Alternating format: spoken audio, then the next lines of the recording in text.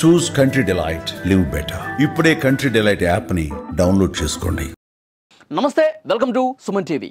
మాజీ ముఖ్యమంత్రి వైఎస్ జగన్మోహన్ రెడ్డి గారు తన కాన్వాయ్ కింద నలిగి చనిపోయిన చీలి సింగయ్య మృతి కేసుకు సంబంధించి పోలీసులు A2గా ఆ ఘటనలో కేసు నమోదైనటువంటి నేపథ్యంలో ఈ కేసును కొట్టేయండి, ఈ కేసుతో నాకు ఎలాంటి సంబంధం లేదు, ఈ కేసుకు సంబంధించి చీలి సింగయ్య మృతికి నేను బాధ్యుడిని కాదు, ఈ కేసును కొట్టేయాలని చెప్పి హైకోర్టును ఆశ్రయించారు.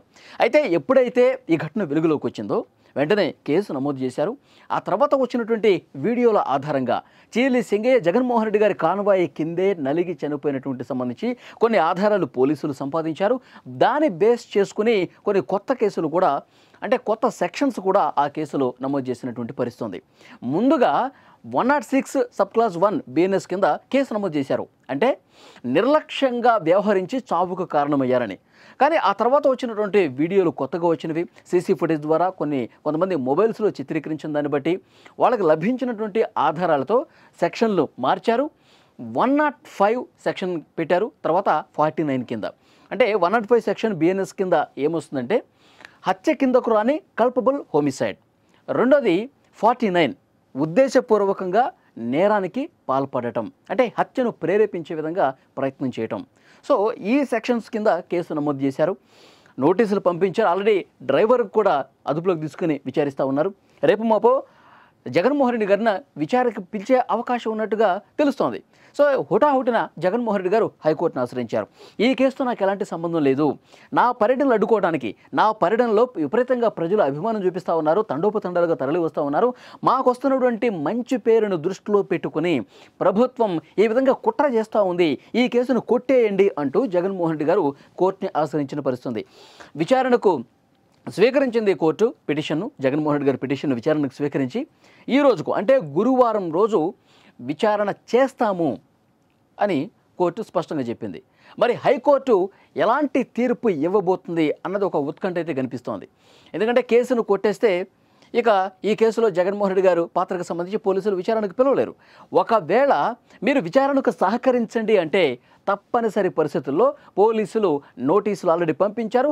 ఆ కేసులో పోలీసుల ముందుకు జగన్మోహన్ రెడ్డి గారు విచారణకు రావాల్సిందే. ఎందుకంటే ఇప్పటికే పోలీసులు కొంత దర్యాప్తు చేశారు, వీడియోలన్నీ సేకరించారు. సో ఆధారాలు ముందు పెట్టి జగన్మోహన్ రెడ్డి గారిని ప్రశ్నించే అవకాశం చాలా స్పష్టంగా కనిపిస్తుంది. ఇప్పటికే చీలి సింగయ్య మృతి చెందినటువంటి కారణమైనటువంటి ఆ వెహికల్ ఏదైతే ఉందో, ఆ కాన్వేలో ఉన్నటువంటి జగన్మోహన్ రెడ్డి గారు ప్రయాణం చేసినటువంటి ఆ వెహికల్ని ఇప్పటికే పోలీసులు స్వాధీనపరుచుకున్నారు. ఆ కారు టైర్ ఏదైతే ఉందో ఆ టైర్ను కూడా ఫోరెన్సిక్ నిపుణులు, టెక్నికల్ సిబ్బంది ఎవరైతే ఉంటారో వాళ్ళతో పరీక్ష చేపిస్తున్నారు. చీలి సింగయ్య ఆ కారు చక్రం కింద నలిగి ఉంటే దానికి సంబంధించి కొన్ని ఆధారాలు, కొన్ని సూక్ష్మమైనటువంటి ఆధారాలు లభిస్తాయి. ఎందుకంటే నెత్తుటి మరకలు కావచ్చు, ఇంకో ఆధారం కావచ్చు, వాటన్నిటిని కూడా సేకరించే పనిలో ఆ బృందం ఉంది. మరికొన్ని ఆధారాలు కూడా, టెక్నికల్ ఎవిడెన్స్లు కూడా, ఫోటోలు కావచ్చు, వీడియోలు కావచ్చు, అక్కడ దగ్గరగా ఉన్న సీసీ ఫుటేజ్ కావచ్చు, ఇవన్నీ కూడా పోలీసులు చాలా జాగ్రత్తగా పరిశీలించి ఆధారాలుగా తమ దగ్గర పెట్టుకున్నారు. ఒకవేళ హైకోర్టు విచారణకు సహకరించింది అంటే వెంటనే జగన్మోహన్ రెడ్డి గారిని విచారణకు పిలిచే అవకాశం కనిపిస్తోంది.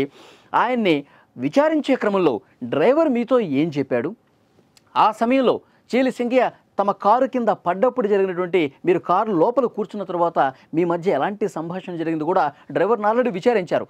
ఇప్పుడు గనక ఆ విచారణ క్రమంలో జగన్మోహన్ రెడ్డి గారు ఇచ్చే సమాధానాల్లో ఆ ఘటన పట్ల ఏమన్నా నిర్లక్ష్యంగా ఉంది అని చెప్పి పోలీసులు ఏమన్నా భావిస్తే జగన్మోహన్ రెడ్డి గారు అరెస్టు కూడా తప్పదు. ఒక ప్రాణం పోయినటువంటి ఘటనకు సంబంధించి నిర్లక్ష్యంగా వ్యవహరించిన జగన్మోహన్ రెడ్డి గారు అరెస్టు తప్పదు అని పెద్ద ఎత్తున ప్రచారం కూడా జరుగుతుంది. మరి హైకోర్టు ఏం చెప్తుందో చూడాలి. ఇదే కాకుండా మరికొన్ని కేసులు కూడా నమోదయ్యే అవకాశం ఉంది. ఆ ర్యాలీలో ఒక అంబులెన్స్ ఆగిపోయింది. నిర్లక్ష్యంగా వైఎస్ఆర్ కాంగ్రెస్ పార్టీ వ్యవహరించిన కారణంగానే ఆ అంబులెన్స్ ఆ ర్యాలీ మధ్యలో ఆగిపోయి ఒక ప్రాణం పోయినటువంటి ఘటన కూడా జగన్మోహన్ రెడ్డి గారు బాధ్యులు. ఇంకొక కేసు కూడా నమోదైంది. గతంలో గుంటూరు మిర్చియాడికి వెళ్ళినప్పుడు అక్కడ జరిగిన పరిణామాలు. అక్కడ ఎమ్మెల్సీ కోడ్ అమల్లో ఉంది, నిబంధనలు అమల్లో ఉన్నాయి. కానీ ఆ నిబంధనలకి అనుగుణంగా కాకుండా వ్యతిరేకంగా ఆ నిబంధనలకి తిలోదకాలు ఇచ్చి పూర్తి నిర్లక్ష్యంగా ఆ పర్యటన చేశారు. ఇది కూడా ఒక కేసు నమోదైనటువంటి పరిస్థితుంది. సో డెఫినెట్గా ఈ మొన్న జరిగినటువంటి ర్యాలీలో కూడా, పల్నాడు పర్యటనలో కూడా పోలీసులు కొన్ని ఆంక్షలు పెట్టారు. కేవలం మీరు 11 కాన్వాయ్ వెహికల్స్తో వస్తారు, అదనంగా మేము 3 వెహికల్స్కి అనుమతి ఇచ్చాము, తర్వాత 100 మంది మాత్రమే మీతో పాటు రావాలని చెప్పాము. దీన్ని పూర్తిగా తొంగలో తొక్కి మీరు నిర్లక్ష్యంగా వ్యవహరించి ఆంక్షలు పాటించకుండా వచ్చారని చెప్పి ఇంకో కేసు కూడా నమోదయ్యే అవకాశం ఉంది. సో డెఫినెట్గా జగన్మోహన్ రెడ్డి గారి నిర్లక్ష్యానికి భారీ మూల్యం చెల్లించుకోక తప్పదు అని ప్రచారం ఉంది. మరి డెఫినెట్గా ఏం జరుగుతుందో చూడాలి.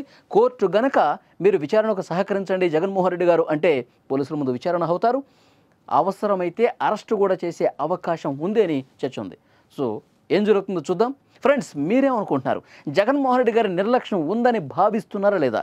జగన్మోహన్ రెడ్డి గారు ఆంక్షలు పాటించకుండా నిర్లక్ష్యం ప్రదర్శించడం వల్లే ప్రాణాలు పోతున్నదని మీరేమైనా భావిస్తున్నారా? కామెంట్ రూపంలో తెలియజేయండి.